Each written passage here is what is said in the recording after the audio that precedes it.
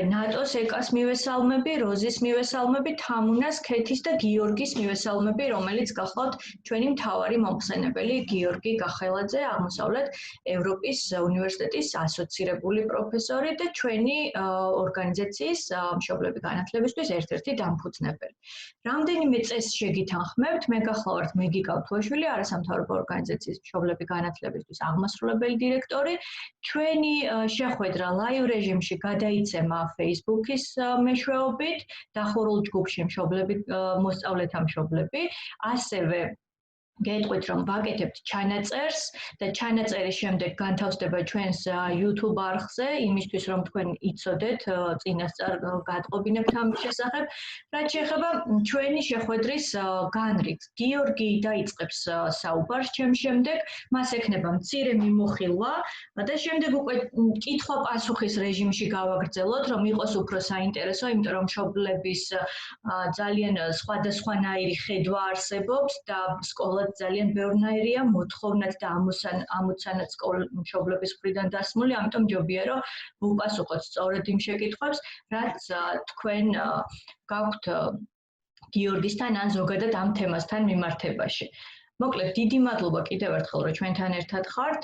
დავიწყებ მე Facebook-ზე გაზიარებას ამ ვიდეოსი და ამასთანავე გიორგის მინდა რომ გადავცე სიტყვა. გიორგი, გისმენთ ყურადღებით. გამარჯობა კიდევ ერთხელ, მოგესალმებით. ძალიან დიდი მადლობა რომ გამოყავით თითოეულმა თქვენგანმა დრო ამ საკითხზე სასაუბროთ, მოსასმენად.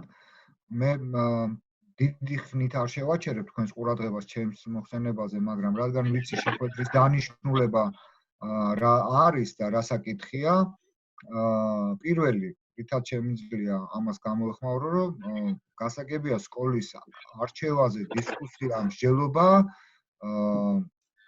მნიშვნელოვანია მათთვის, ვისაც ეს არჩევანი აქვს. თუ არჩევანი არ გვაქვს, ხო, მაშინ ჩვენი მსჯელობა ასეთი ადამიანებისათვის, რა თქმა უნდა, უინტერესო იქნება. თუ არჩევანი გაგვაჩნია, ან რაიმე ასარჩევად გვაქვს, მაშინ როგორ ჯობს რომ მოვიქცეთ და რას ვურჩევთ ხოლმე ერთმანეთს და ყველას, ვინც ამით არის დაინტერესებული, მონდომებული მშობლები.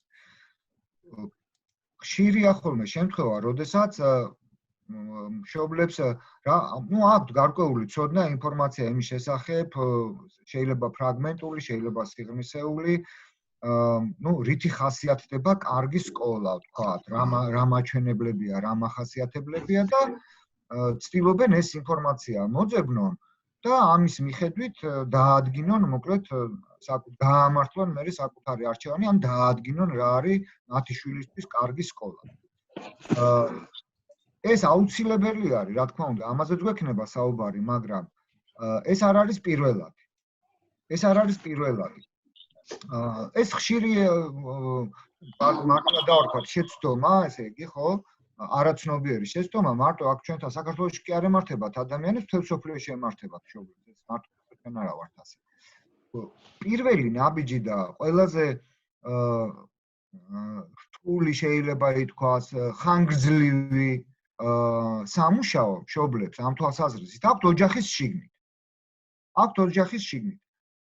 რატომ? იმიტომ რომ ჩვენს გარშემო თუ კი სკოლის რამე არჩევანი არსებობს, პირველ რიგში არის ამ მახასიათებლების მისადაგება ჩვენს მიზნებთან, მოლოდინებთან, პრიორიტეტებთან. აი, საკუთარი პრიორიტეტების დადგენა არის ძალიან მნიშვნელოვანი. ანუ ჩვენ რა მიგვაჩნია ჩვენი შვილისათვის საუკეთესოდ და რა ვიცით ჩვენი შვილის შესახებ, მისი სასტარტო შესაძლებლობების შესახებ, რომელიც ჩვენს არჩევანს, სკოლის არჩევანს, პატარებზეა ძირითადად ხო საუბარი, ნამდვილად უფრო მიახლოებულს, გამართლებულად მიახლოებულს გახდის ჩვენი შვილისათვის პირველ რიგში, ხო? ანუ ბავშვის საუკეთესო ინტერესებიდან გამომდინარე. ანუ ჩვენი საკუთარი პრიორიტეტები და მოლოდინები, ეს არის მნიშვნელოვანი ესე იგი, სამუშაო, ხანგრძლივი სამუშაო, იმიტომ რომ ეს ოჯახში მსჯელობის საგანი უნდა იყოს. ალბათ არ ვიტყვი გასაკვირს არაფერს, რომ ჩვენი ოჯახების უმრავლესობაში, შეიძლება თქვენთან არა კონკრეტულად, მაგრამ საქართველოში ჩვენი ოჯახების უმრავლესობაში როგორც საოჯახო საქმეები, რაღაცა ფუნქციები არის ხოლმე გადანაწილებული, ხო, ამ მშობლებს შორის და ხშირ შემთხვევაში არის გადანაწილებული ხოლმე მკაფიო წითელი ხაზებით. ასეა ხოლმე ხშირად ბავშვების სწავლასთან მიმართებაშიც, რომ მინდობილი ვთქვათ, ერთ-ერთზე. აი შენ გადაწყვიტე, შენ მოიფიქრე და როგორც იქნება, ისე იქნება. თუმცა როგორც წესი დედებზე არის ხოლმე მინდობილი ეს. დიახ. თუმცა მერე უკვე როდესაც ეს არჩევანი შედგება, ეს ადამიანი გადაწყვეტილებას რაღაცნაირად მიიღებს, მერე გამოჩნდება ხოლმე მეუღლეების ურთიერთობაში, ან შეიძლება უფროსი შვილებიც იყვნენ ამაში ჩართული, რომ ამ არჩევანის შესაბამის რაღაცა სასწავლო პროცესს იშვიათად თუ ხშირად ან მის შედეგებს ოჯახის დანარჩენი წევრებიც ხედავენ და შეიძლება ეს გახდეს მერე უთანხმოების საგანი ოჯახში. რომ ეს რა გააკეთე, ხო? ამ დროს ავიწყებული აქვს, რომ თავის დროზე მინდობილი გქონდა ეს გადაწყვეტილება. ეს ახლა მოკლედ იმისათვის გავაკეთე ეს შესავალი, რამდენად მნიშვნელოვანი არის პასუხისმგებლიანი დამოკიდებულება საკუთარი მოლოდინების ჩამოყალიბების მიმართ. ანუ აი მარტივად რო ვთქვათ, რას მოველით სკოლისაგან, რას იკეთეს მოველით სკოლისაგან და რას ვაფასებ ჩვენი ოჯახი, ჩვენი წევრებისათვის, მათ შორის ჩვენი შვილებისათვის, რა არის ჩვენთვის ღირებული. რა არის ჩვენთვის ღირებული, აქედან გამომდინარეობს, რას ვაფასებთ სწავლა, განათლებაში, სკოლაში. სკოლაში მარტო სკოლისაგან, როგორც ყველაზე მნიშვნელოვანი დროის გასატარებელი ადგილისაგან, ხო, ბავშვობა და ბავშვობის, მესამედი იქ უნდა გაატაროს ადამიანმა. ყველაზე მეტად რას მოველით? ეს არის ძალიან მნიშვნელოვანი. აი ამ მოლოდინების, ამ პრიორიტეტების ჩამოყალიბება. რუტინული სამუშაოა ოჯახის შიგნით ურთიერთობებში, ანუ ჩამოვაყალიბოთ ჩვენთვის რითი აღირებული სკოლა ჩვენი შვილისათვის, ერთი და მეორე, ამ პრიორიტეტების განსაზღვრაში თან გვჭირდება აი გავარქვათ მოკლესია სკოლები, თუ კი მრავალფეროვანი არჩევანი გვაქვს და თუ არა გვაქვს მრავალფეროვანი არჩევანი, რაც აგვაქვს ასარჩევებიდან ამ სკოლებში ვიზიტები და ამ სკოლების მშობლებთან საუბრები, გამოკითხვები სხვადასხვა სახით.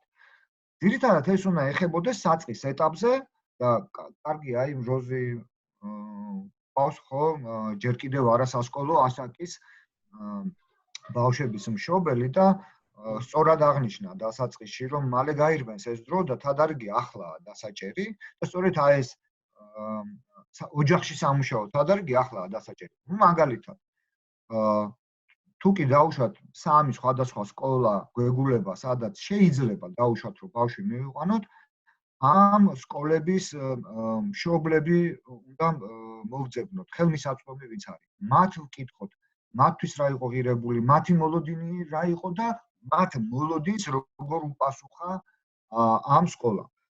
რა გჭირდება ამ პრიორიტეტების დადგენისათვის, როგორც გითხარით, ეს არის ღირებულებები. მეორე ის, რომ ჩვენი შვილის შესახებ რა ვიცით. აი, რას ვაკვირდებით სკოლამდელ ასაკში, მისთვის უფრო მოხერხებული არის ეგრეთ წოდებული მკაცრი დღის რეჟიმით სტრუქტურირებულ გარემოში მუშაობა, თამაში, მეცადინეობა, ხო, ჩვენ სკოლამდელ ასაკშიც მეცადინეობენ ბავშვები, სწავლობ რაღაცას. თუ პირიქით თავისუფალი რეჟიმი, ჩვენ თვითონ როგორც უკვე გითხარით, რა მოლოდინები გვაქვს. ეხლა მოლოდინები რა შეიძლება იყოს? ესეც არის დამოკიდებული სხვა შორის ასაკზე. სკოლას როცა ვირჩევთ, სკოლას ჩვენ ცხოვრების განმავლობაში შეიძლება ერთხელ და სამუდამოდ არ ვირჩევდეთ, ანუ პირველ კლასელისთვის. შეიძლება გარკვეული ასაკის მერე კიდევ ახალი არჩევანი დაგვიდგეს და ასაკთან ერთად, ბავშვის, ჩვენი შვილის ასაკთან ერთად, ჩვენი მოლოდინი სკოლის მიმართ და ღირებულებები, აქცენტები, საოჯახო აქცენტები შეიძლება იყოს განსხვავებული.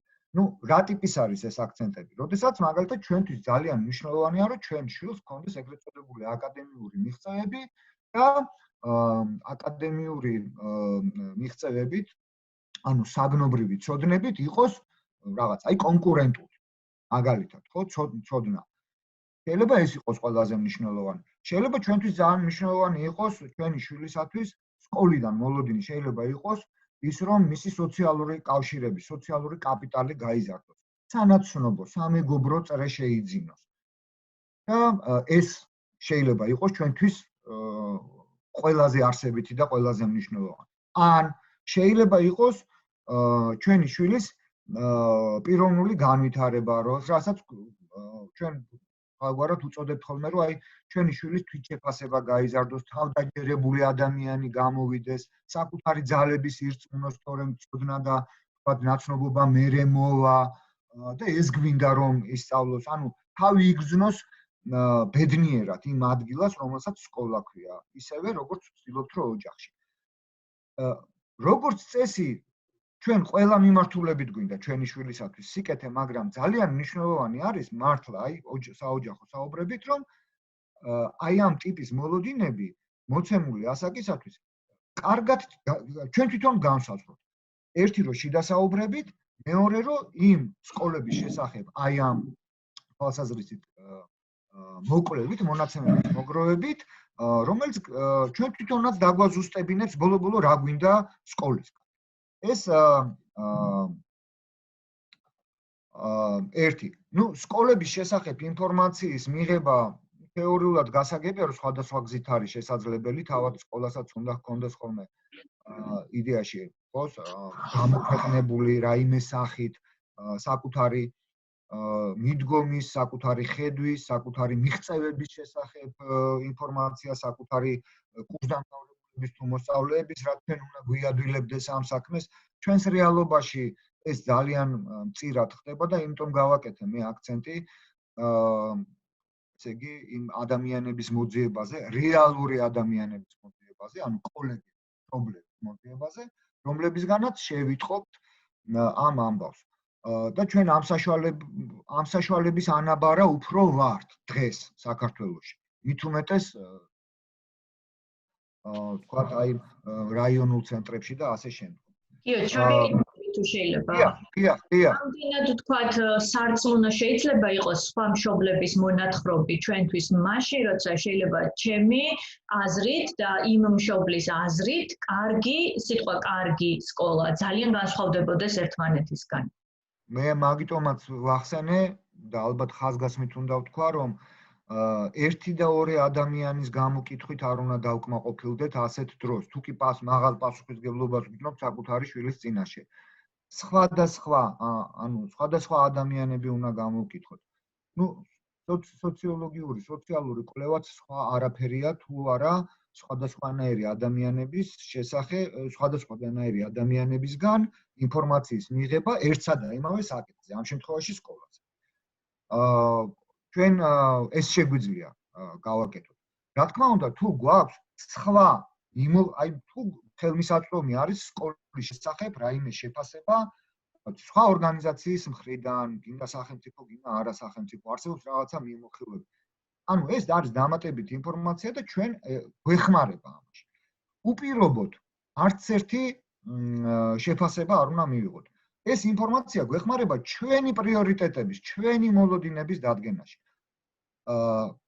თან ვიზიტები ამ სკოლაში, აი ეს არის კიდევ შრომის მეორე ნაწილი, ერთი ოჯახში საუბარი, მეორე თვითონ ამ სკოლაში ვიზიტები. რასაც გავიგონებთ კოლეგამ მშობლისაგან, მეზობლისგან მაგალითად, ან ჩვენი ათესავისგან პირობითად. უნდა ვცადოთ, რომ დააბრწმუნდეთ ამაში, დავინახოთ, ან მოვისმინოთ ეს თავად სკოლაში.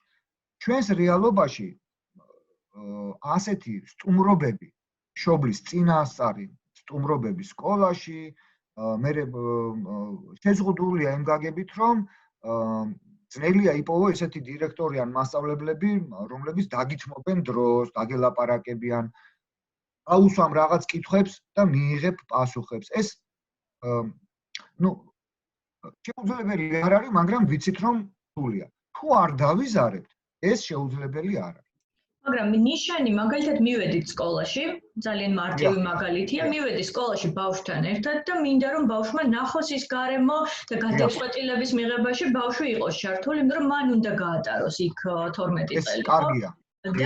და ნახეთ რომ არც ისე ყურადღებით მოეკიდნენ ჩვენს სტუმრობას და არ ჩათვალეს საჭიროდ. არის თუ არა ნიშანი ეს იმის რომ იქ შეიძლება რაღაც წესრიგში არ იყოს.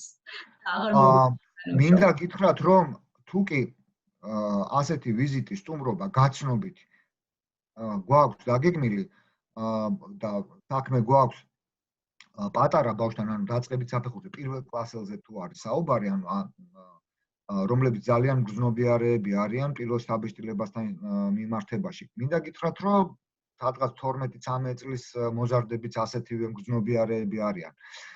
ამიტომ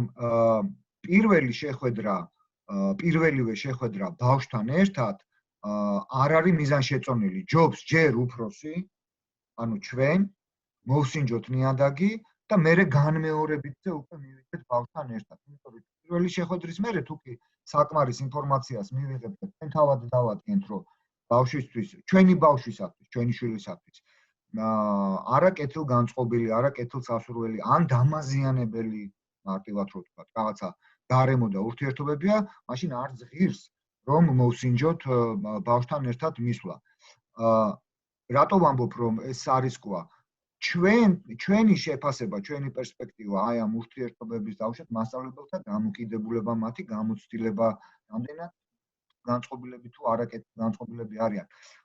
ჩვენი ზრდასრულების შეფასება, თუნდაც გაცნობითი ვიზიტის დროს არის ფოკუსირებული კონკრეტულ კრიტერიუმზე, ანუ რაც გვაინტერესებს, იმას ვაკვირდებით.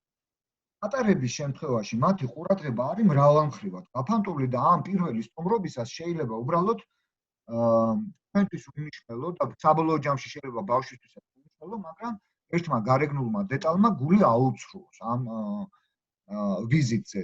სარისკოა რა, თვითონ ბავშვს ვაყენებთ ამ შემთხვევაში რისკის ქვეშ. განმეორებითი ვიზიტების დროს, როცა ბავშვი თავადაც დაადგენს და დაგვეთანხმება რომ მოსწონს ის ადგილი, სადაც თავაზობთ რომ გაატაროს ცხოვრების დიდი ნაწილი, ეს უკეთესია. მაგრამ ამასაც სიფრთხილით მოკიდება სჭირდება. მე ძალიან რომ არ გამიგრძელდეს საუბარი, უბრალოდ ჩამოგითვლით რაც არის მიღებული გამოცდილი რაც არის, მოდით ასე ვთქვათ, გამოცდილი რაც არის სოფლიოს ამ იმაში, მშობლების ერთობაში ასეთ დროს, არჩევანის დროს. ნუ სკოლაში ვიზიტის დროს, ნუ რა ყოველთვის გვირჩევენ და ჩვენც ურჩევთ ხოლმე, რომ თქვენს პრიორიტეტებს რო ჩამოაყალიბოთ, ამ სკოლობაზე უნდა გქონდეთ ეგრეთ წოდებული გამოსაცდელი კითხვები, დავარქვათ ამას გამოსაცდელი კითხვები. გნებავთ მშობლებიდან ინფორმაციის მიღებისას და გნებავთ სკოლაში ვიზიტისას, ვისაც ვესაუბრებით.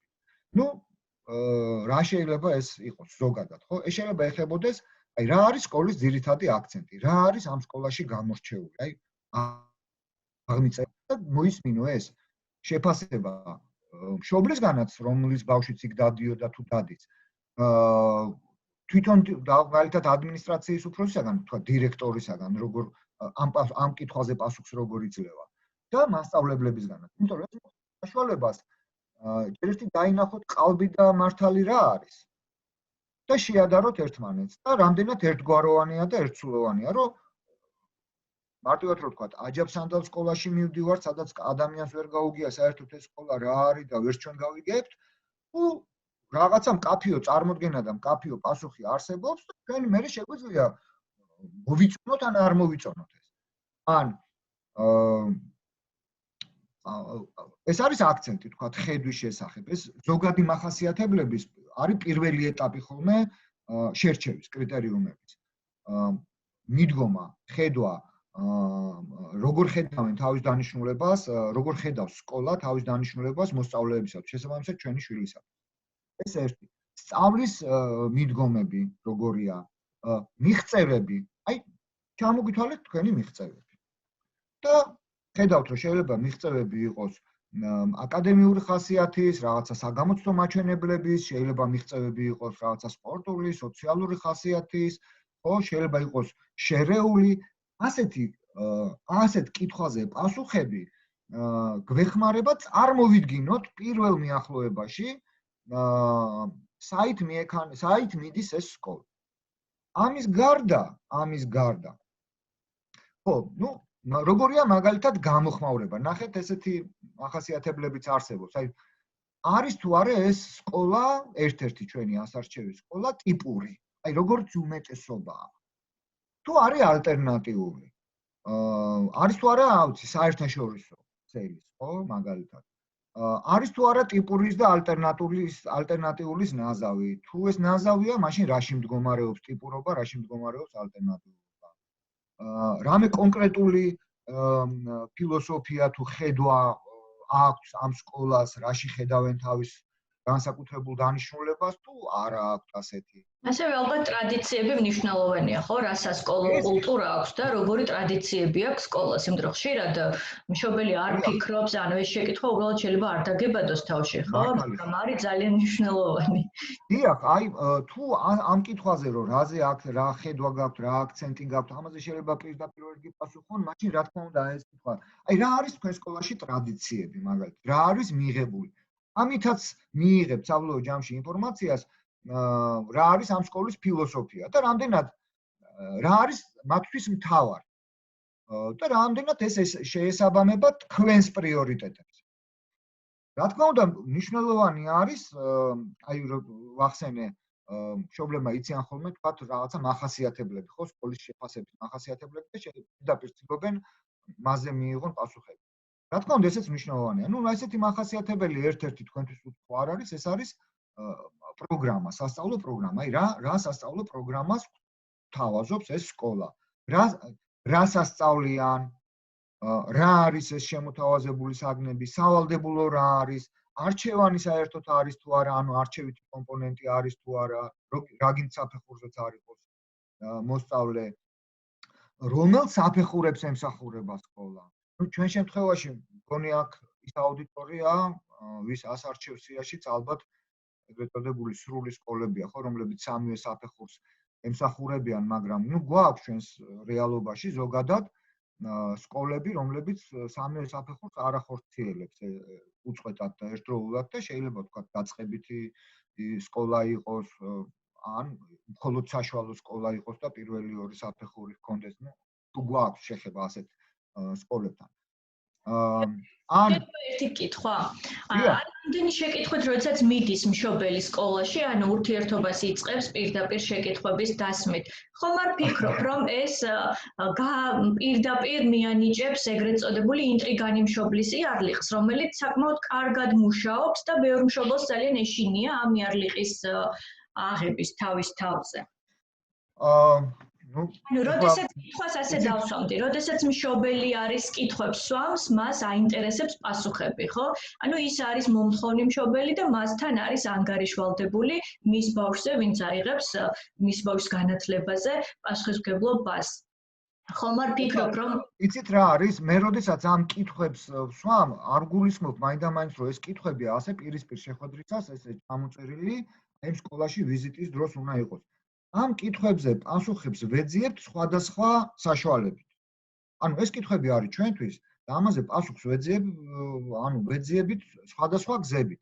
თუკი ჩვენ ეს რაღაცა კითხვებზე პასუხები შეგვიძლია უბრალოდ დავდგეთ და წავიკითხოთ, სადღაც გამოქვეყნებული, ამდენს აღარ დაუსვამ იქ ვიზიტის დროს და უბრალოდ დავაზუსტებ მართლა ასეა თუ არა. ეხლა მეორე ამბავია, მე გისულ სწორად ცდილობს, რომ დამისვას მე ისეთი შეკითხვები, რომ რეალობაში აი როგორ განვახორციელოთ ეს ამბავი, თვითონ კომუნიკაციის სტრატეგია როგორ. რეალურად ეხლა მე ამაში ძალიან ყოჩაღი ვერა ვარ, ამაში მეგი უფრო არის ყოჩაღი. ბატონ შემოვდივარ. როგორ ავაწყოთ დიალოგი? პოლიტიკაში შემოვდივარ, იმიტომ რომ რასაც სხვა მშობელი იკითხავდა ამ შემთხვევაში, მე მინდა რომ სწორედ ის კითხვა გავაჟღერო, თორე ცხადია, სრულად გეთანხმებ. კი ბატონო. მოკლედ, სასწავლო გეგმა, ანუ ბავშვებს რა სასწავლიან ამ სკოლაში, რა არის საგნები, შინაარსი რა არის, კომბინაცია როგორი არის, თქვა, სასწავლო შინაარსების თუ კი არის ესეთი კომბინაცია, მოკლედ ეს ერთი მნიშვნელოვანი მახასიათებელი არის. მეორე და ასევე არსებითი არის, რომელიც ავსებს ჩვენს წარმოდგენას ამ სკოლის შესახებ, მნიშვნელოვანი ეს არის თვითონ სწავლება, სწავლის მეთოდები, მიდგომები და შეფასება. ანუ მეთოდები და სტილები რა არის. მაგალითად უნდა გვაინტერესებდეს რა სწავლის მეთოდებია გამოყენებული სკოლაში და შევეცადოთ რომ შევიტყოთ ამის შესახებ. რა სასწავლო მასალას იყენებენ, ხო? იყენებენ თუ არა ანუ სწავლება მიმართულია მხოლოდ დამახსოვრება დაზუსტვისაკენ უფრო მეტად, თუ არის ესეთი განშტოებული მრავალმხრივი სწავლება, რომელიც ირიბ თანმხლებ ეფექტებს იძლევა, თუ ეს არის აი გამოყენებით უნარჩვევებზე მიმართული სწავლება, რა არის აქცენტი ამ სკოლაში. სხვა შორის მშობლებისგან მიღებული ინფორმაცია ამ თვალსაზრისით ძალიან გვეხმარება. და დავუშვათ ის ბავშვები, რომლებიც სწავლობენ, ან უსწავლიათ ამ სკოლაში, ხო? მათგანაც ხელი მიგვიწვდება, შეგვიძლიათ ეს ინფორმაცია მივიღოთ. რაიმე პროექტებს აკეთებენ თუ არა, ანუ საგაკვეთილო პროფესია მხოლოდ წარმართველი თუ საგაკვეთილოსთან ერთად არასაგაკვეთილო პროცესსაც და ასეთ მეცადინეობას, ასეთ სწავლასაც სთავაზობს თუ არა სკოლა ბავშვებს. შეფასებები, ხო? რა არის როგორი სახისაა შეფასებები ამ სკოლაში და რომელი არის უფრო მნიშვნელოვანი მათთვის რა? ეგრეთ ტესტები, გამოცდები თუ ესეთი ყოველდღიური ზოგადი შეფასება, განმავითარებელი თქვათ რეკომენდაციები მშობლებს, დამრიგებლის მხრიდან თუ მასწავლებლების მხრიდან, როგორ დავეხმაროთ ბავშვს. ანდა მხოლოდ ნიშნებია თუ ამ ნიშნებთან ერთად ამ სკოლაში დამკვიდრებულია თქვათ მასწავლებლების მხრიდან უფრო აღწერილობითი თქვათ შეფასებებიც, ხო? აი რის გამო მიიღო ესა თუ ის ქულა ბავშვმა რაღაც საგანში მაგალითად. საშინაო დავალებები არსებობს ამ სკოლაში თუ არ არსებობს? ბევრია თუ ცოტაა? საშინაო დავალებების კეთებაში თვითონ სკოლაში ეხმარებიან თუ ეს ჩვენი თვირთია მშობლების, ხო? ესეც სწავლის მეთოდია და მიდგომა და მათ შორის შეფასებასაც, ხო? შეფასებისა. მოსწავლეებს აქვთ თუ არა უფლება საგნის სწავლის დროს მაგალითად კითხვების დასმის. თუ კითხვების დასმა გამორიცხულია მაგალითად, ხო? და შეიძლება ჩვენთვის იყოს ძალიან მნიშვნელოვანი. მაგალითად არის თუ არა სასჯელი არ მინდა ხოლმე სიტყვა გამოვიყენო, მაგრამ ანუ წახალისების და გაკიცხვის რა მექანიზმები და ხერხები ამ სკოლაში. როგორც დისციპლინის მართვის თვალსაზრისით, ისე თვითონ სასწავლო შინაარსის თვალსაზრისით. რა არის წახალისებული, ან პირიქით რა არის მიღებული, რის გამოც გაიკიცხება დაუშვათ ჩვენი შვილი, ან სხვისი შვილი. გიორგი, ძალიან სწორი ფორმულირება ჩამოაყალიბე.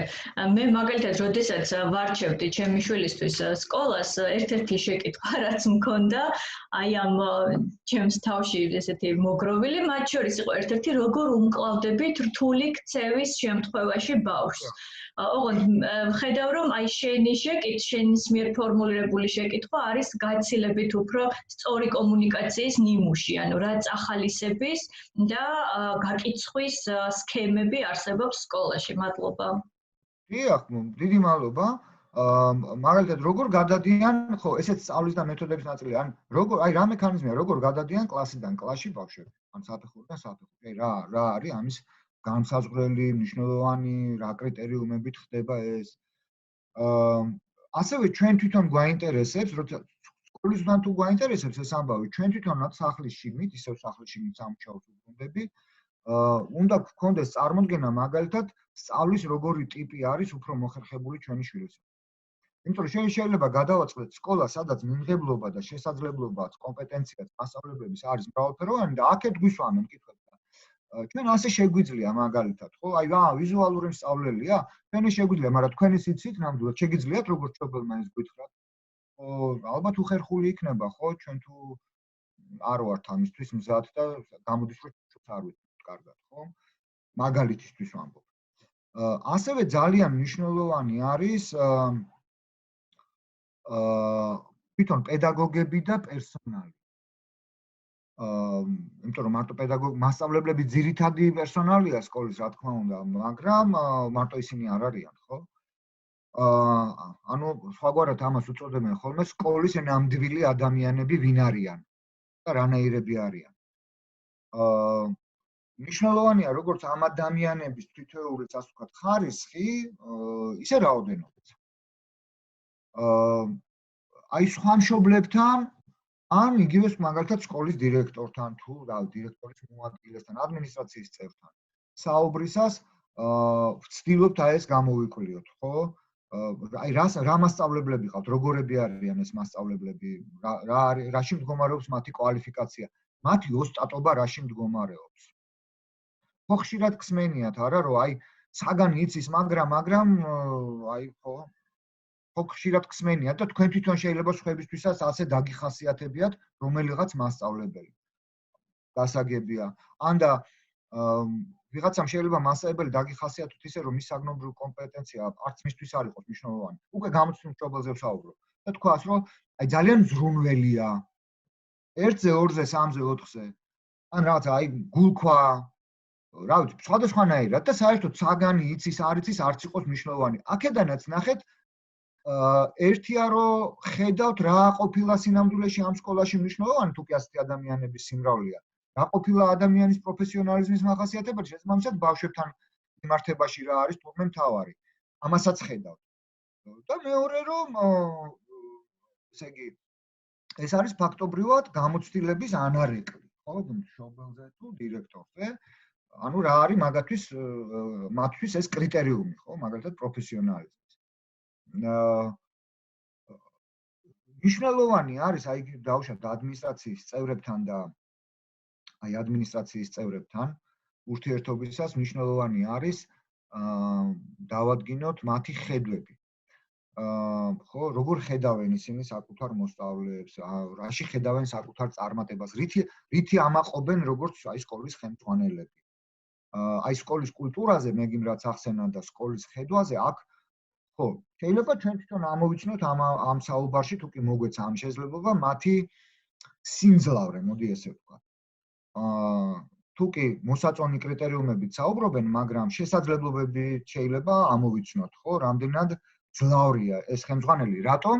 იმიტომ რომ შეიძლება მასწავლებლები ვნახოთ, შეიძლება მასწავლებლებზე ასეთი წარმოდგენა ვერ შეიქმნათ, მაგრამ თუ ჩვენი შეფასებით აღმოჩნდა, რომ დირექტორიში ამოვიცანით ლიდერი, ძლავრი ლიდერი, ну, შეიძლება ვივარაუდოთ, რომ ხო, ამ ადამიანს შეუძლია ეს დანარჩენები ფეხზე დააყენოს, იმიტომ რომ ძალაუფლებას, თქვათ, მართებულად გამოიყენებს.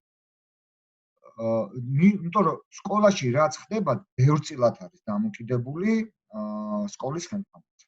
ბევრწილად არის დამოკიდებული სკოლის ხელმძღვანელზე და მარტო ის არ კმარა, რომ ჩვენ პირველი კლასის დამრიგებელ მასწავლებლებს შესახებ დავუშვათ გავიგებთ ამბავს, თითქმის ყველა მშობელს გამოვკითხავთ და მე და საერთოდ არაფერი არ გვეცოდინება სკოლის ხელმძღვანელობის შესახებ ან სხვა რამის შესახებ და გგონია რომ იმ ერთ კლასში აქვს ჩვენ შვილს ურთიერთობა იმ რაღაცა გადასარევ ნაზი მასწავლებელთან, მაგალითად.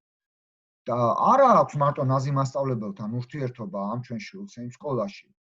მის თავს ბევრი რამე ხდება და ის რაც ბევრი რამ ხდება მის თავს სკოლაში უმეტესწილად არის ხოლმე განპირობებული აი იმ ხელმძღვანელობის მხრიდან.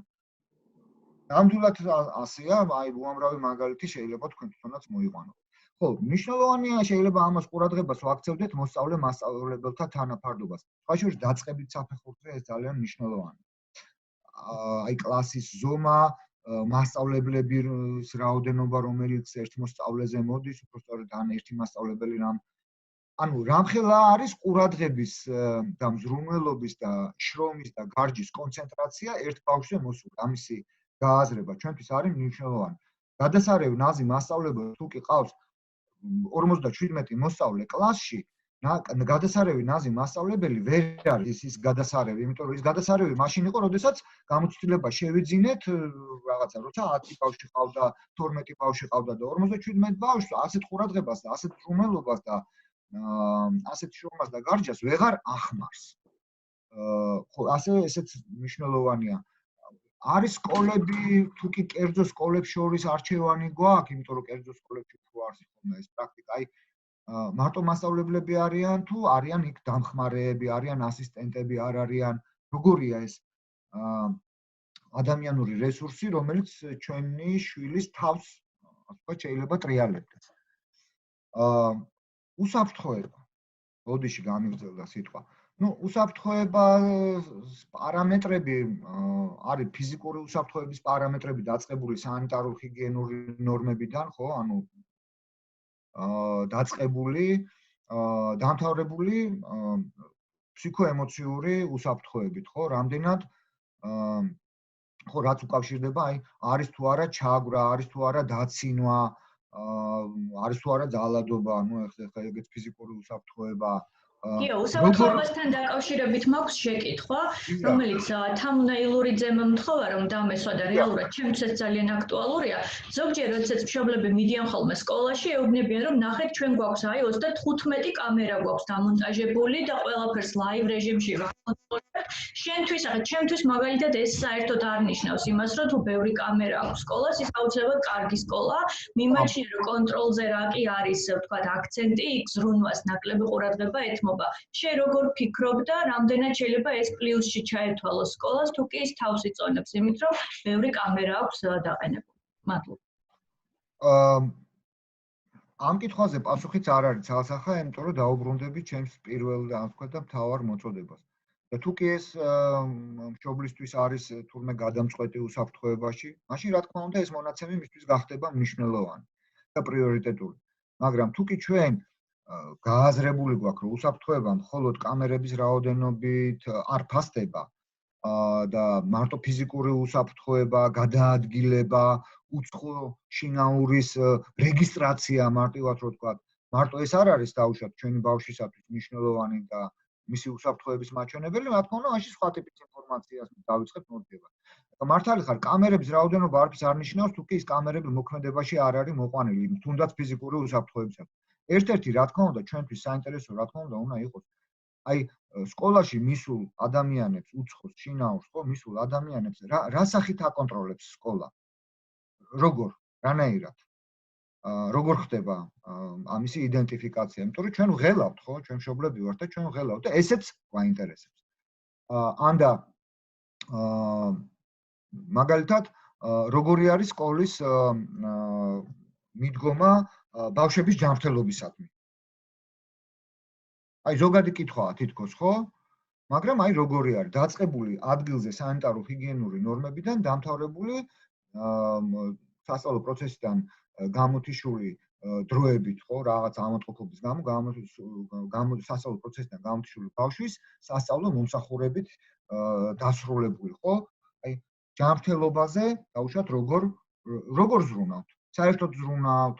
რამე სახით ვზრუნავთ, მარტო პირობებს ვქნით, თუ როგორ, რანაირად. არა და მნიშვნელოვანია, ხო, ნახევარ დღეს იქ ატარებს ბავშვი, ხო?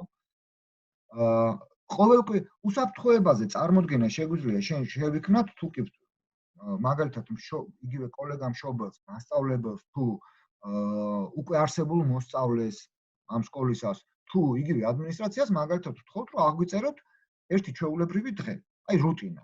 აი რისგან შედგება ეს რუტინა? ამაშიც დაინახავთ თქვენ უსაფრთხოების ნაწილს. ხო, რაზედაც მე გაკეთებდა აქცენტს, ხო, დისციპლინა, ხო, რა არის ამ სკოლაში დისციპლინა? რა მიაჩნიათ ამ სკოლაში წესრიგად? და ქცევის ნორმები რა არის ამ სკოლაში? ან როგორ მიმართა, აი როგორი ტრადიციაზე და კულტურაზე რო საუბრობდით, როგორი არის დამკვიდრებული მიმართვა? ხო? აი ლექსიკიდან დაწყებული ხო, იმიტომ რომ ჩვენთვის შეიძლება ფსიქოემოციური უსაფრთხოება ბევრად უფრო მნიშვნელოვანი იყოს, ვიდრე კამერების რაოდენობა, რა თქმა უნდა. რეჟიმი როგორი არის სკოლის, აი ვადები, სასწავლო დღის, არდადეგების, ქმედ დღეების, საგაკვეთილო, არასაგაკვეთილო დროის განაწილების, ხო, კვება არის თუ არა, მეგი ხო, ესეც ჯანმრთელობაზე ზრუნვის ნაწილი არის და არა მხოლოდ ჯანმრთელობაზე. არასაგაკვეთილო დრო რა სახით არის ორგანიზებული? არის თუ არა ორგანიზებული და რა სახით არის ორგანიზებული? უბრალოდ გახანგრძლივებული დღის ჯგუფები გვაქვს ერთი მასწავლებლით, თუ შეთავაზებები არსებობს რაღაცა კლუბების თუ წრეების მიხედვით, აი როგორ არის ეს მოწყობილი, რანაირად არის ორგანიზებული. იმიტომ რომ გაკვეთილი მაგალითად ალბათ გაქირავებული როცა აქვს სკოლას ფართი გახანგრძლივებული კლასისთვის, მნიშვნელოვანი იქნება მშობელმა დასვას ამ შემთხვევაში, ამ საათებში, როდესაც ბავშვი სკოლაშია, ვინ არის პასუხისმგებელი თქვენს შორის გაფორმებული ხელშეკრულებით? სკოლა თუ იმ გახანგრძლივებულის მასწავლებელი, ხელმძღვანელი თუ ვინ, იმიტომ რომ ასეთი ფაქტები არის, როდესაც უბრალოდ მშობელი ვერ ნახავს გახანგრძლივებული კლასის მეწარმესა და დირექტორს შორის გაფორმებულ ხელშეკრულებას და არ იცის ვისი ბრალია რომ სკოლიდან თქვა უნებართვოდ დიახ და ხო მე რომ არ დავდგეთ ესეთი ფაქტის წინაშე და გაურკვევლობაში არ ვიყოთ რა თქმა უნდა ჯობს ხოლმე აი ამ ყველაფრის შესახებ მოვიპოვოთ ინფორმაცია თავში ესეც სხვათა შორის ახლა ვიღაცა შეიძლება უსაფრთხოებას არ მეკუთვნის მაგრამ უსაფრთხოების ნაწილია იმიტომ რომ როგორ არის სტრუქტურირებული სასწავლო დღე, კვირა, ანუ რეჟიმი როგორც დროში, სივრცეში, შინაარსში და ეთიკის ნორმებში როგორ არის ანუ აღწერილი ეს რეჟიმი, ეს გვაძლევს სურათს წარმოდგენას იმის შესახებ, თქვა ფიზიკური, ემოციური თუ სოციალური უსაფრთხოება და განვითარება ბავშვების როგორ აქვს მოწყობილი ამ სკოლას. ეს კითხვები ბუნებრივია, უნდა გვებადებოდეს. რაღაცა ღონისძიებები არის სკოლაში თუ არ არის? ამ ღონისძიებებში მონაწილეობა პრივილეგიაა თუ ყველასთვის არის?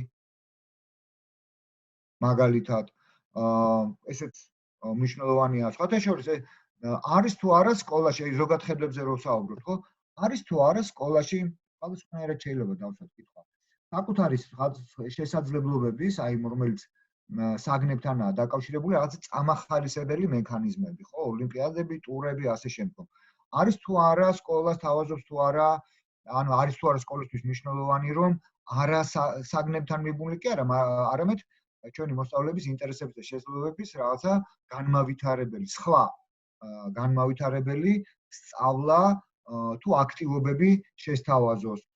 ამ თვალსაზრისით, მხოლოდ სკოლის შიგნით ასეთი საქმიანობით გაყოფილდება თუ სხვა სკოლის მოსწავლეებს, სხვა ბავშვებთანაც არის ურთიერთობა ან პარტნიორული, ან შეჯიბრის დონეზე, ხო, კონკურენციაში. რატო ვამბობ? შეიძლება თქვენთვის ეს არ არის ღირებული, ვიღაცებისთვის შეიძლება ღირებული იყოს. თემსოფლიოში მაგალითად მათ შორის ჩვენთან.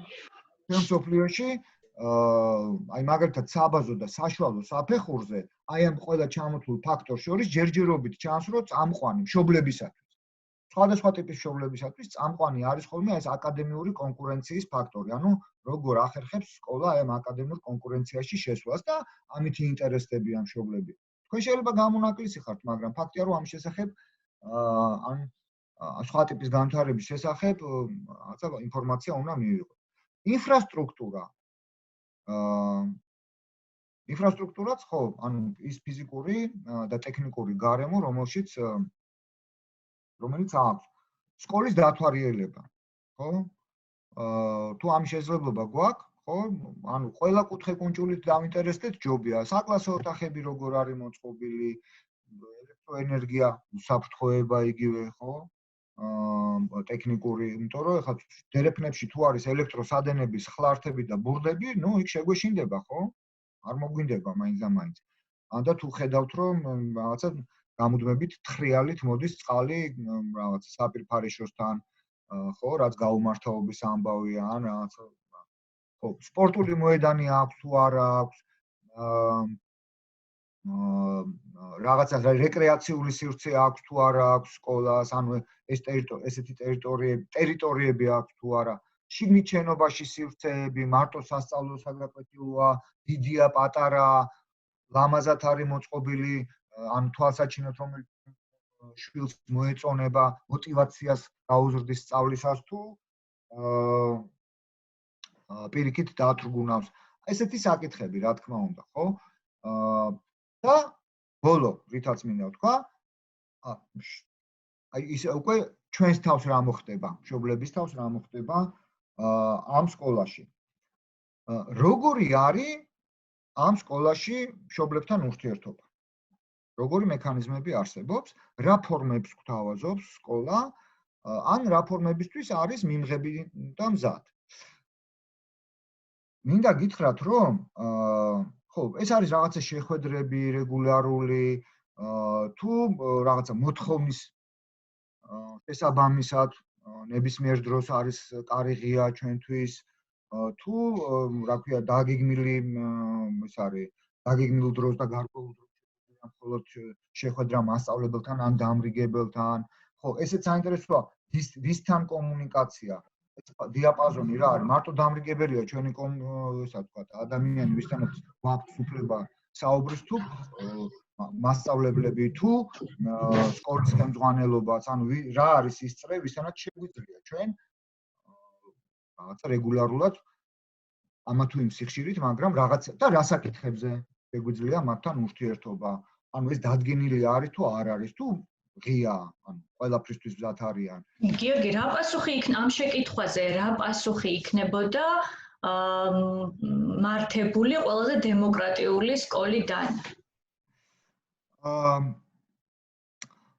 იცით რა, ყველა აქ ესეთი ერთი სტანდარტი არ არის, მაგრამ უბრალოდ ერთი კონკრეტული რეცეპტი რა, ეს გების მიხედვით და ადამიანის მიხედვით აღწერილი, მაგრამ კარგია, როდესაც სკოლის ნამდვილი წევრები ვახსენე, ხო? ანუ ადმინისტრაცია, დამრიგებელი, მასწავლებლები, სხვა მშობლები და თქვა დამხმარე პერსონალი, ანუ ადამიანები, ვინც სკოლაში არიან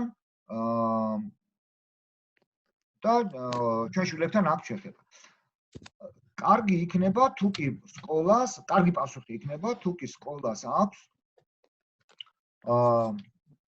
სტრუქტურირებული დროსა და სივრცეში საკითხების მიხედვით ამ ადამიანებთან ურთიერთობის და კომუნიკაციის სიხშირე. მაგალითად, თქვენ თავისუფლად შეგიძლიათ პირობითად ვამბობ, რაღაცა ყოველი თვის ბოლოს შეხვდეთ სკოლის რაღაცა დირექტორის მოადგილეს საკითხ A, საკითხ B, საკითხ C-ზე, მაგალითად, რაღაცა ინფრასტრუქტურა, უსაფრთხოება, დამატებითი ღონისძიებები ან რაღაცა წამახალისებელი ღონისძიებები.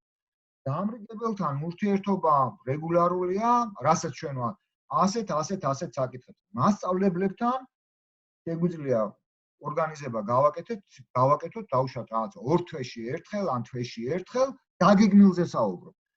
რომ ამ კლასის, ანუ თქვენი ბავშვის და მათი თანაკლასელების რაღაცა აკადემიურ მიღწევებზე ვისაუბროთ. ან არის მშობელთა კრება, რომელზეც განიხილება ამ სიხშირით ესა და ეს საკითხები. ეს არის რაც არის თქვა რეგულარული, დადგენილი, ამას ჩვენ გვთავაზობთ და ამის მიღმა კონკრეტულ საჭიროება მოთხოვნაზე ვინ რეაგირებს. ნუ გასაგებია რომ დამრიგებელი ასეთ დროს დამრიგებელი არის ხოლმე ის სწრაფი რეაგირების ასე ვთქვათ ადამიანი და ახლა განსხვავებული მოლოდინიც არ უნდა გქონდეს. ეს ინსტიტუტი არსებობს ჩვენ სასკოლო სისტემაში, რომელიც არის რა ქვია და ყველაზე მეტად დამაკავშირებელი რგოლი აი სწორედ მშობელ მასწავლებლებსა და სკოლას შორის დამაკავშირებელი, ხო, ამ ინსტიტუტს აქვს. აი არ ვიცი რამდენად დავაკმაყოფილი ახლა მე შენისა, მაგრამ ასეთი სტრუქტურირებული პასუხი იქნებოდა კარგი პასუხი. ეს ნიშნავს, რომ სკოლას ამაზე ნაფიქრი აქვს. ან დიდი მადლობა. არაფრის. აი აქ ჩემი კოლეგები, ვინც ამ საკითხზე მუშაობს, ამბობენ ხოლმე, რომ აი ეს პარამეტრი, ანუ მშობლებთან კომუნიკაციის პარამეტრი, ხო? ჩვენს პრიორიტეტებთან მიმართებაში. ყველაზე მნიშვნელოვანი შეიძლება არ იყოს, მაგრამ შეიძლება ამ საკითხის შესახებ ინფორმაციის მოკვლევა მოძიებაში ჩვენ კიდევ უფრო მკაფიოდ დავინახოთ აი ის მთავარი, ანუ სკოლის ფილოსოფია, ხედვა. რას მიიჩნევენ ისინი ღირებულად და უფრო ცხადი გახდეს ჩვენთვის ეს სურათი.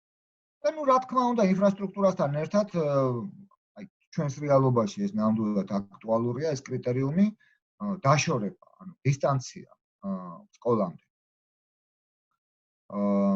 დაშორება, ანუ რა ძალისხმევა დაგჭირდება ჩვენ და ბავშვს სახლიდან სკოლამდე, ან და სკოლიდან სახლამდე მიმოსვლის დროს.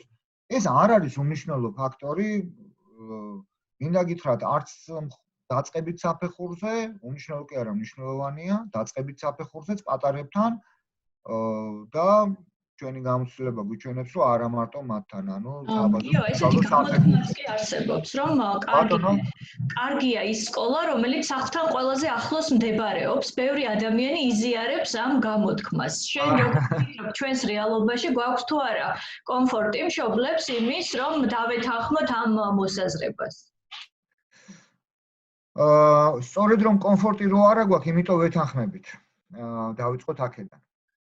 კომფორტი რომ არა გვაქვს, იმიტომ ვეთანხმებით და სხვა რაღაცა მოთხოვნების მიხედვით, თუკი ჩვენი ზედაპირული თუ ჩაკირკიტებული შესწავლით თუ აღმოვაჩინეთ, რომ ამ ასარჩევ სკოლებში ყველა დანარჩენით, ესე იგი დიდად განსხვავებულები ერთმანეთსაგან არ არიან, ხო, მაშინ რა თქმა უნდა უკეთესია ის, რომელიც ახლოს არის და ამან წარმოშვა ეს რა ქვია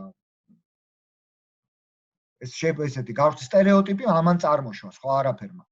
მეორე ამბავია, ჩემო კარგებო, ეხლა ძალიან ბევრი ვისაუბრებ პრიორიტეტებზე, ჩვენს მოლოდინებზე, მე ინფორმაციის მოკვლევაზე, მაგრამ მარტო ჩვენთვის არ არის აქტუალური, სხვა შორის სოფლიოში ყველგან არის აქტუალური, ასევე რესურსები, რა რესურსები გააჩნია, რა რესურსებს ხარჯავს სკოლა ჩვენი შვილის სწავლაზე და მის მომსახურებაზე, გინდა საჯარო და გინდა კერძო და რა არის ჩვენი გასაწევი დანახარჯები ამ სასურველ სკოლაში ჩვენი შვილის სწავლის უზრუნველსაყოფად. ახლა კერძო სკოლასთან გასაგებია ამ კითხვას, როცა ამ კითხვაზე პასუხს ვეძებთ, გასაგებია, რომ ძირითადად საფასურს გულისხმობთ. თუმცა როგორც კი საფასურის ზომაზე დავფიქრდებით, ხო, მე ვფიქრობ, რომ რას მივიღებ ამის საფასურად. ეს ერთი, მაგრამ საჯარო სკოლის შემთხვევაში საჯარო სკოლების შემთხვევაში, ეგრეთ წოდებული ვითომ უფასო სკოლის შემთხვევაში. მარტივად რო ვთქვათ, აი როზი, ხო, როზი, თქვენ თვითონ ბოლნისში ცხოვრობთ? ოჯახი. ხმა არა გაქვთ ჩართული?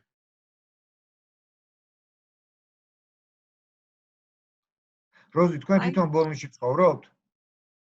ისევ გამოდის. აწილობრივ ასე გამოდის, კი, პერიოდულად ბოლნისში ვარ. აქ გავიზარდი, აქ ვისწავლე, სკოლა დავამთავრე ბოლნისში მე. ხო, მარტივად რო თქვათ, ეხლა ბოლნისა და მის არეამარეში როზის არჩევანი რო ჰქონდეს რამდენიმე საჯარო სკოლა შორის და შეიძლება ეს არჩევანი ჰქონდეს, თვითონ ბოლნისში რამდენიმე სკოლაა, თვითონ ქალაქ ბოლნისში. და არის კიდევ პერიფერიულ სოფლებშიც. მოკლედ რაღაც მახასიათებლებით კარგი სკოლები რომ არის. მაგრამ დანახარჯები, რა თქმა უნდა, ექნება განსხვავებული. ახლა ბოლნისის მესამე სკოლაში გადაწყვეტ სტარებას ბავშვისას თუ კაზრეთის მეორე სკოლაში გადაწყვეტ თუ რაჭის-უბნის სკოლაში. მაგალითისთვის ვამბობ. დანახარჯები ექნება განსხვავებული და რა თქმა უნდა, ამასაც ვფიქრობთ, ხო? ჩვენს შესაძლებლობებზე ვფიქრობთ. და როდესაც აი იგივე შესაძლებლობები არის მატერიალური და არამატერიალური. როდესაც ვამბობთ აი პარამეტრზე, რომ სწავლების სტილი როგორია, რამდენად ეხმარებიან სკოლის შიგნით, არასაგაკვეთილო დრო როგორ არის ორგანიზებული, იმიტომ რომ ჩვენი დროის რესურსი განსხვავებულია, ხო? დასაქმებული, ნაკლებ დასაქმებული დღის რეჟიმი სხვადასხვანაირი რომ აქვს მშობლებს, ეს ერთი. მერე უკვე სწავლების მეთოდებზე და სტილზე რომ საუბრობდით საშინაო დავალებებზე, ანუ რამდენად გვიწევს ან არ გვიწევს, უბრალოდ რამდენად მოგვიწევს ან არ მოგვიწევს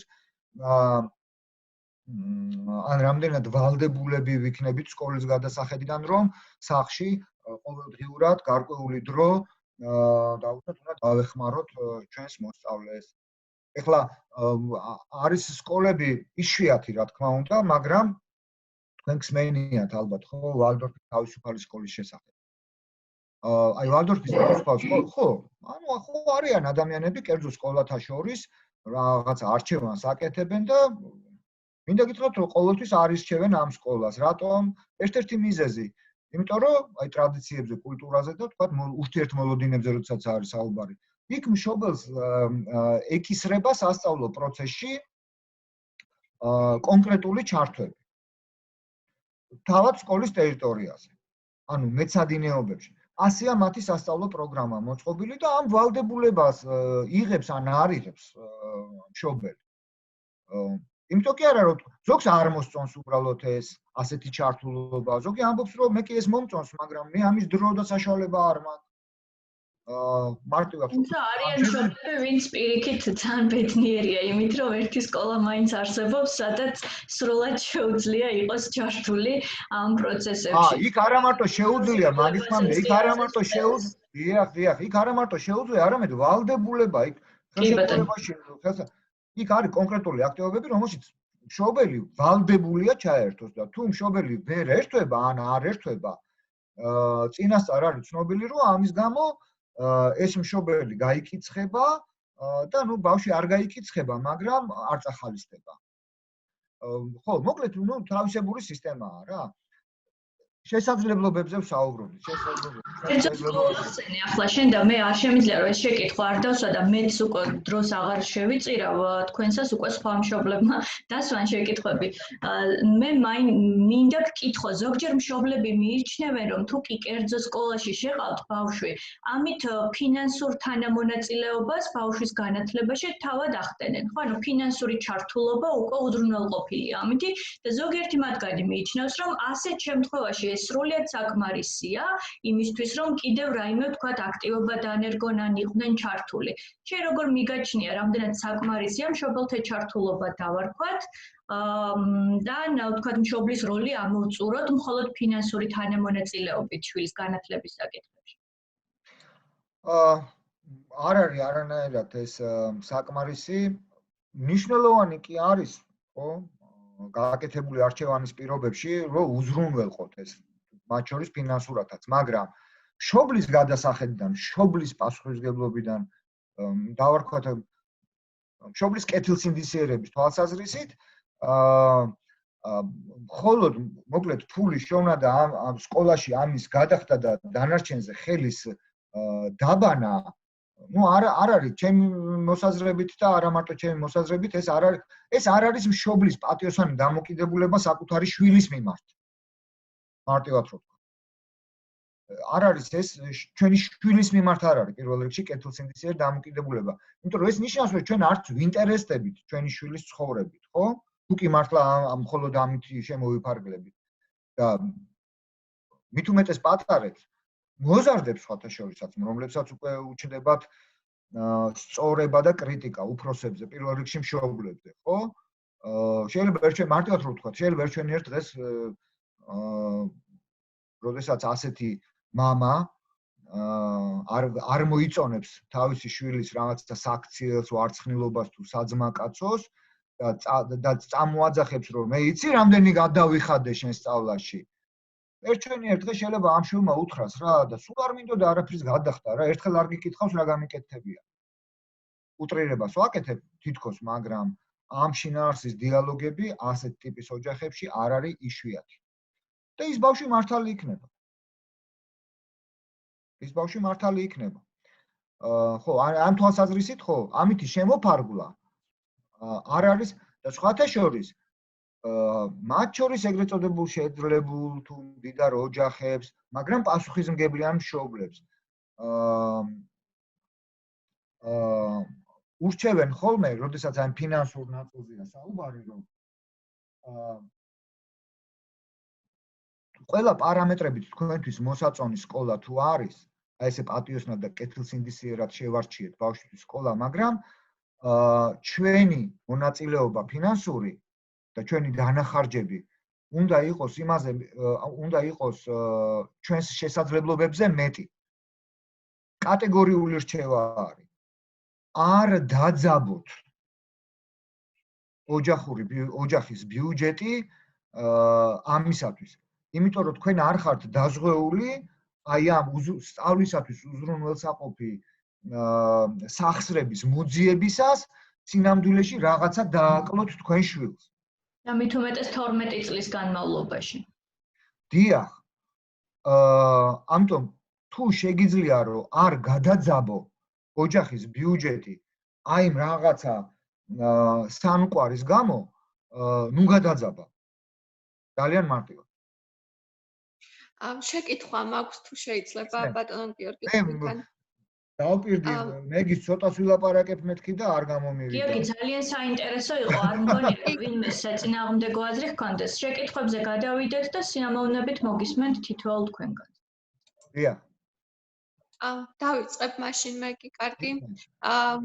პირველივე ფრაზიდან რაც როცა ჩაგერთვეთ, მოვისმინე, რომ ძალიან მნიშვნელოვანია თვითონ მშობლის მოთხოვნა სკოლის მიმართ და მოლოდინები, რას უნდა რომ მოელოდეს სკოლისგან. მაგრამ ხომ შეიძლება რომ ეს მოლოდინები არ იყოს ჯანსაღი, თვითონ ბავშვის საჭიროებებიდან გამომდინარე და მისი სოციალური განვითარებისთვის მშობლის ეს კრიტერიუმები არ იყოს სწორი, ასე ვთქვათ. აი ამ შემთხვევაში რას უნდა მოეჭიდოს მშობელი საკუთარ თავს ვერენდობა ბოლომდე მაგალითად არ იცის რამდენად სწორად ფიქრობს აი რა უნდა გააკეთოს იმისთვის რომ დაეხმარონ რომ სწორ გზას დაადგეს ასე ვთქვათ და სწორი კრიტერიუმები ჩამოაყალიბოს სკოლის შერჩევისას აი თქვენ კი ისაუბრეთ ბატონო გიორგი ზოგადად ყველაფერი მიმოიხილეთ და მაინც მშობლის მოლოდინებია ამოსავალი მაგრამ აი მაინც რა შეგიძლიათ მითხრათ ამასთან დაკავშირებით ასაგებია ხო ანუ ჩვენ გვჭირდება ხოლმე რჩევა საკუთარი თავისთვისაც როგორც მშობლისთვის ხო იმიტომ რომ რაღაც შეიძლება არ ვიყოთ დარწმუნებული რამდენად სწორ არჩევანს ვაკეთებთ თქვენი შვილისათვის ახალგაზრდა მშობლების შემთხვევაში არა პრინციპში ასაკ მნიშვნელობა ნებისმიერ შეიძლება დაგვემართოს ეს კი ბატონო აქაც დამხმარე საშუალება არის კიდევ ერთხელ ვამბობ პირველ რიგში ოჯახის წევრებს შორის გაფართოებული მსჯელობა დაუშვათ ერთი შვილის სკოლის არჩევანთან მიმართებაში. ანუ ურთიერთდახმარება ჯერ ოჯახის შიგნით. ნუ, სადაც დიდი ოჯახის კულტურაა, ეგრეთ წოდებული მრავალთაობიანი ოჯახის კულტურა, პირველ რიგში მათში ეს განხილვა. თვითონ მოლოდინების ჩამოსაყალიბებლად, ჯანსაღი არა ჯანსაღი, ანუ თავდაჯერება როცა გვაკლია, რა იქნებოდა კარგი შვილისათვის. ნუ, ეხლა თქვენ რასაც გეტყვით ამ წუთას, იქაც გაგიჩნდებათ კითხვები, მაგრამ ასე კითხვები დაუსრულებელი იქნება. ჩვენ საერთოდ გვირჩევენ რომ აი როდესაც მშობლებზე ხო ასარჩევი სკოლის გამოცდილ მშობლებთან ურთიერთობას როდესაც გვირჩევენ ან ვურჩევთ. ორი პარამეტრია ამ გამოცდილების. ვის დაველაპარაკოთ. ერთი რომ რამხელა გამოცდილება აქვს, ანუ რამდენხნიანი გამოცდილება აქვს ამა თუ იმ სკოლასთან ურთიერთობის და მეორე ჩვენ როგორ ვაფასებთ ამ მშობლის საზრიანობას. საზრიან მშობლებს დაელაპარაკეთო. ხო, ეხლა საზრიანად ჩვენ ვინ მიგვაჩნია? ეს ძალიან სუბიექტურია, რა თქმა უნდა, მაგრამ ხო, საზრიანი მშობლები. აქ ჩაგეკითხებით და აღარ სხვა მშობლებს აღარ წავ. რომლებიც ერთმანეთს ეხმარებით. ეხლა მე რომ გითხრათ მოლოდინების რომელი ტიპი არის თქვენი შვილისათვის საუკეთესო რა თქმა უნდა მე შემიძლია ეს გაგიზიაროთ მაგრამ თქვენგან პირობაც უნდა ავიღო რომ ჩემ აზრს პირდაპირ არ გაიზიარებთ და შეხედავთ კრიტიკულად იმიტომ რომ თქვენ შვილზეა საუბარი და არა ჩემ შვილზე ხო იმიტომ რომ მოლოდინები აკადემიური სოციალური თუ თავდაჯერების ხო დაწყებით საფეხურზე ხო მე მიმაჩნია რომ ჩვენთვის ყველაზე მნიშვნელოვანი იყო ჩემი შვილების შემთხვევაში უფროსების და უფროსის შემთხვევაშიც არის მისი პიროვნული განვითარება და სოციალურ გარემოში თავდაჯერებულობის სწავლა ეს მიმაჩნია დავუშვათ საწყის ეტაპზე მათთვის ყველაზე მნიშვნელოვნად და არა ვთქვათ ეგრეთ წოდებული საგნობრივ აკადემიური მიმართებები. ხო, მაგრამ მე ჩემ შვილებზე ვსაუბრობ. და ბარემ ქეთის აღარ წავართ მე დიდ დროს უცებ პატარა კომენტარსაც გავაკეთებ და აი მაგალითად ისევ ბოლნისის მაგალითზე ბატონო გიორგი რამდენიმე სკოლა გვაქვს შესაძლოა პედაგოგებით დიდად განსხვავებული არ არის ეს სკოლები ერთმანეთისგან და დიდი განმასხვავებელი რაღაც ნიშან-თვისებები არ აქვს მაგრამ აი არაფორმალური განათლების კუთხით შესაძლოა რა 1-2 სკოლის გამოყოფა აი როგორ ფიქრობთ დაწყებით კლასებში პედაგოგების პროფესიონალიზმი პრინციპში უკვე გაეცით ამას პასუხი.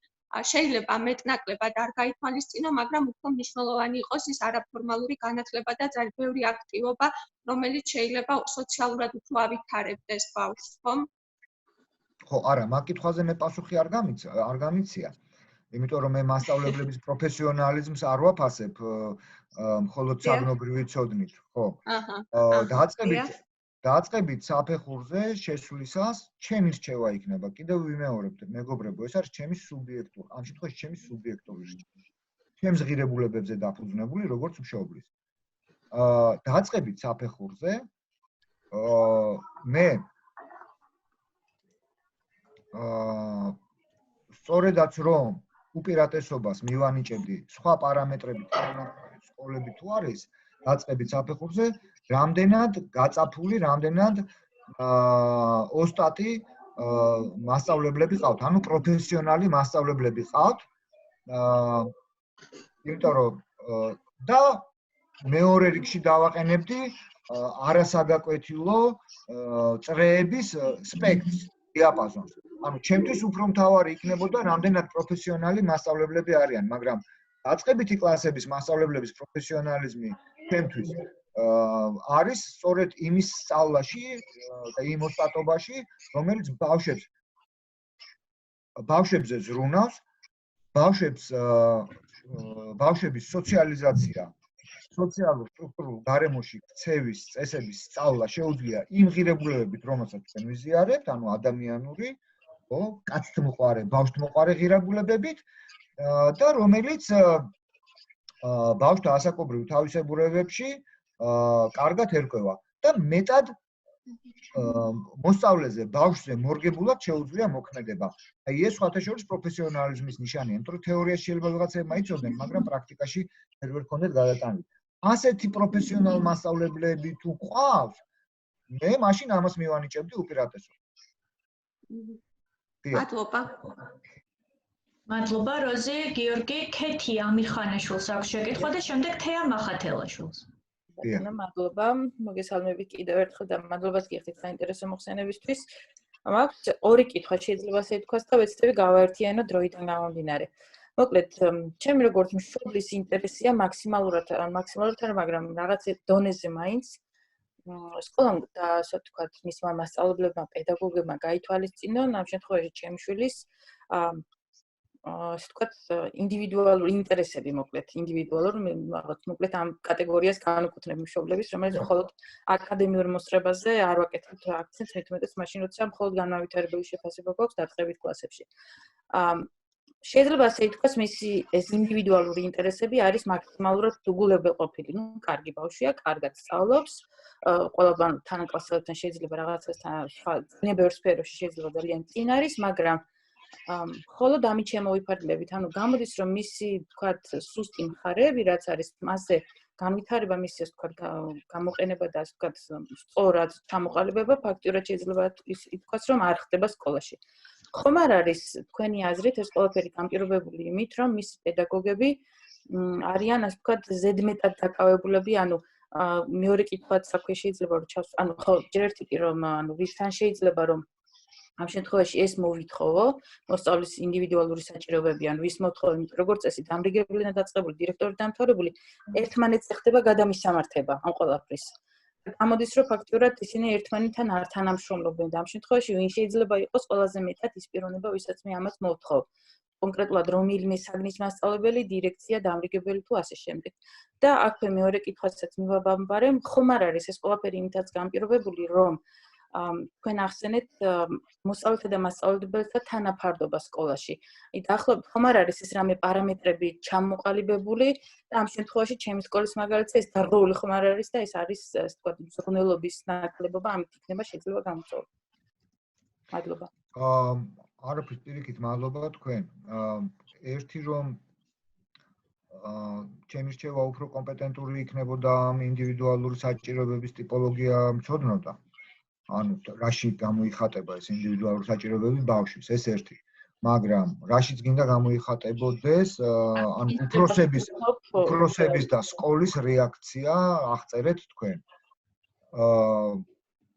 ასეთ დროს, როდესაც ანუ თქვენ სწორად მიმართეთ ალბათ თავის დროზე პირველ რიგში დამრიგებელს და ნუ სკოლის ხელმძღვანელობას ან სასწავლო ნაწილს ან დირექციას არ ვიცი.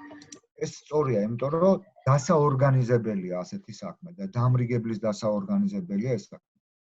ამ დონეზე ეს თუ არ გვარდება და ვერ გვარდება თქვენ როგორც აღწერთ, თუ გაქვთ საშუალება ანუ მასწავლებლების დონეზე, თითოეული მასწავლებლის დონეზე მიაღწიოთ ამ ერთი რო შეთანხმებას და მე ამის სისრულეში მოყვანას, მაშინ თქვენ შემთხვევაში ეს გამოსავალი იქნება. ახლა ამ წუთას მე არ ვიცი, თქვენ რამდენად გაქვთ ნაფიქრი რომ მოდი ამას ვწდი, ამ მცდელობისთვის მექნება რაღაცა დრო და თუ ესეც არ გამოდის, მაშინ ამითი რა ზიანი ადგება ჩემს შვილს? თუ ეს ზიანი თქვენთვის არის ისეთი, რომელიც სხვა არაფრით კომპენსირდება, მაშინ მოგიწევთ სხვა სკოლაზე ფიქრი.